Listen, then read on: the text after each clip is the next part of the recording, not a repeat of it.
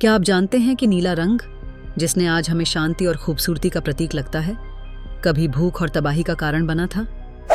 यह कहानी है एक ऐसे समय की जब नीला आसमान प्रकृति के संकट का संदेश दिया करता था। इतिहास के पन्नों पर इस घटना का नाम दर्ज है। आइए जानते हैं इस अनकही और अविश्वसनीय कहानी के बारे में।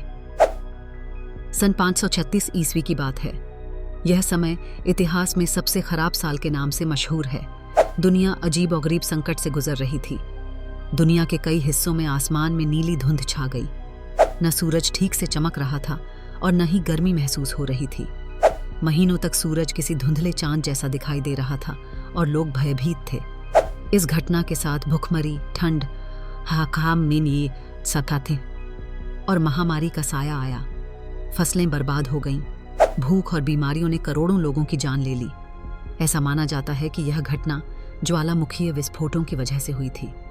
इन विस्फोटों ने वातावरण में सल्फर डाइऑक्साइड की बड़ी मात्रा फैला दी, जिसने सूरज की रोशनी को रोक दिया। इस घटना ने जलवायु परिवर्तन को इस कदर प्रभावित किया कि उस समय को लिटिल आइस एज भी कहा गया। लेकिन क्या आप जानते हैं कि इस घटना का सांस्कृतिक और आर्थिक प्रभाव भी दूरगामी था?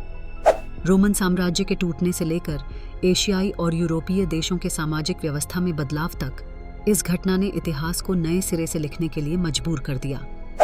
साम्राज्यों के पतन और शरणार्थियों की बढ़ती संख्या ने यह दर्शाया कि प्राकृतिक आपदाओं का राजनीति पर भी गहरा प्रभाव हो सकता है।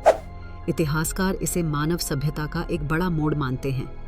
यह घटना यह भी सिखाती है कि प्रकृति का संतुलन किस कदर हमारा वर्तमान और भविष्य बदल सकता है।